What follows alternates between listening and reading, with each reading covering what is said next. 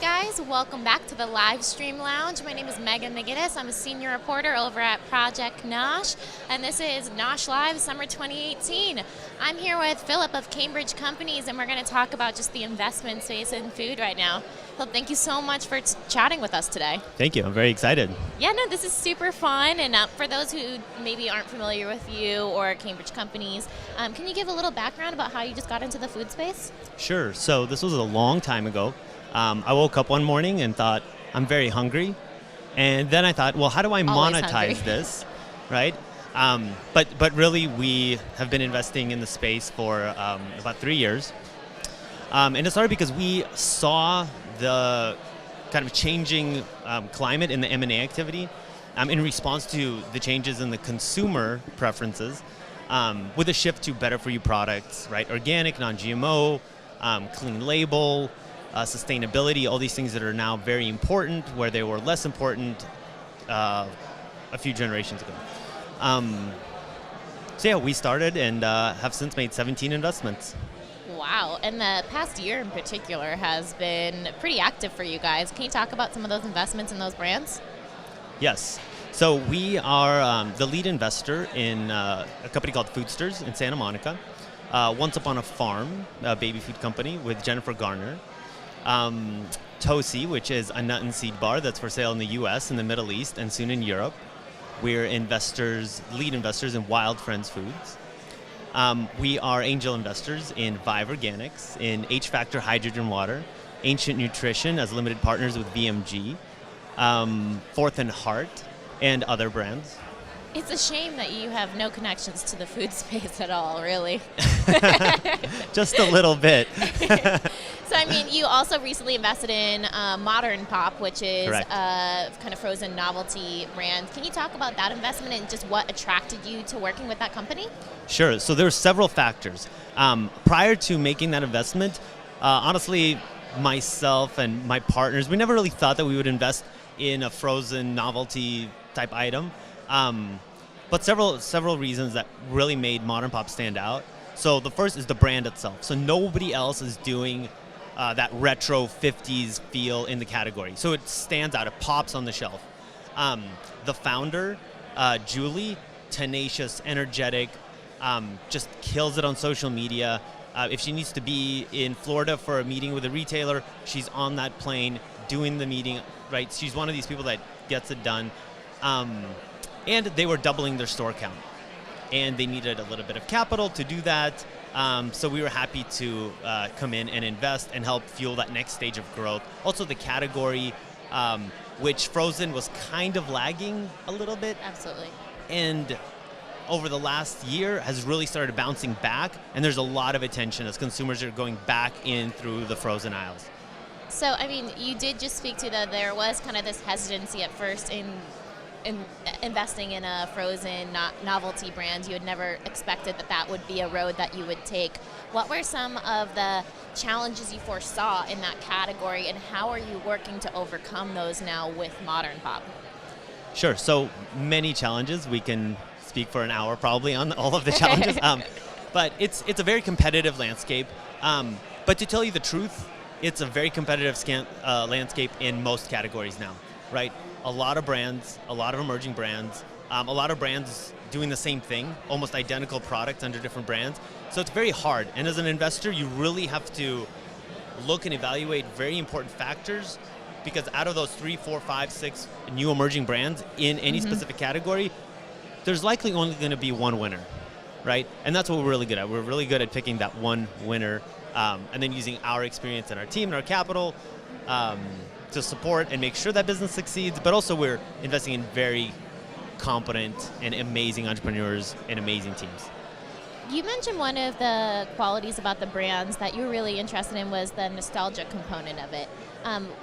What importance do you think nostalgia plays right now in food? Because I feel like we're seeing this across other categories as well, and where do you think it can help a brand succeed best? What categories? Sure. So with Modern Pop specifically, that nostalgia, that 50s, that retro look, it's important because it's very unique. So imagine you're walking through Whole Foods and you want to buy a popsicle, right, or an ice cream bar, and you see 6, 7, 8 brands that are all organic, lower on the sugar, natural, but they all look the same. They all have a white background packaging, some cool branding, and picture of a popsicle. And then you see Modern Pop, which just is this burst of color, kind of like the old 50s car. You just feel something different. It's attractive. And then you look at the ingredient roster, and you're blown away. And right, so that's kind of the selling proposition, and I think that's why its velocity has been so strong. And so we're hoping to just extrapolate that velocity in new stores that are rolling out. And if our velocity stays somewhere around the same, we'll be pretty good. Absolutely. And so let's take a step back for a second. Obviously, you've worked with a ton of companies and brands thus far and continue to add new ones to your portfolio. What's one of the most common and biggest mistakes that entrepreneurs make when they start their search for funding and capital? That's a good question. So we see between 70 and 80 deals every month. It's close to 1,000 deals per year. And we transact on 5 to 10. So we say no a lot. And some of those deals that we see are not even, maybe not in the space that we're interested in, or right, just not the right fit out the gate, but we do review a lot of those. We do have a lot of follow-up conversations and hear the pitches. The most important thing, I think, is, and this just comes with time and practice of pitching, I always say that you always want to have each dot in a row. Because if your dots are in a row, then let's say when we're speaking, you can connect the dots for me. And I'm like, oh, that makes sense. You're here, and here's the enterprise value, the valuation of the company. If I invest here, this is how you're going to create enterprise value and revenue. And this will be my value, right? But if one of those dots is missing, then it's going to be hard for me to, right? I'll know something is missing in the plan. I mean, also, if you're an investor, if you have an entrepreneur in front of you who can't connect the dots for you, then, I mean, for me, I'd be like, how can you connect the dots for the consumer? Correct. There's so many different touch points and areas that you have to think about in terms of how do you communicate that brand story and those ingredients and the clean label and your certifications. There's so many moving parts. Right. So there's also kind of this debate, or so to speak, in funding right now in terms of when it comes down to a brand that you want to invest in, what is the most important component? Is it the entrepreneur or is it the product itself in terms of what gets you to open up your wallet? So if I had to choose one... I mean, in an ideal world, we know it's both. Right. So it's a lot of different things. But what is more important, brand or entrepreneur? Definitely entrepreneur. I'm intrigued. Why? Because the person in charge, right, the person running the show is ultimately the one responsible for creating that success. The brand has to be strong, right? The margin has to be the right, the pathway to profitability. All these things matter, but you can have an excellent product with excellent quantitative things that all line up, but the person in charge is disorganized or doesn't know what they're doing. It's not going to work, right? Conversely, somebody who can execute and deliver on that plan and on that dream and on that vision can fine-tune the brand and kind of change things around and operationally get it to success. So the person in charge is ultimately the most important, but ideally it's a perfect storm. True. I mean, when you're looking for an entrepreneur as well, obviously there's a lot of feedback to be given in terms of just what you have to know, what you know, and know what you don't know. When you are working with an entrepreneur who maybe has this deep connection to their company and their baby, how do you kind of balance those conversations and figure out where you want to have those connections and work with them to not step on their toes, but also to be able to help them and elevate their brand?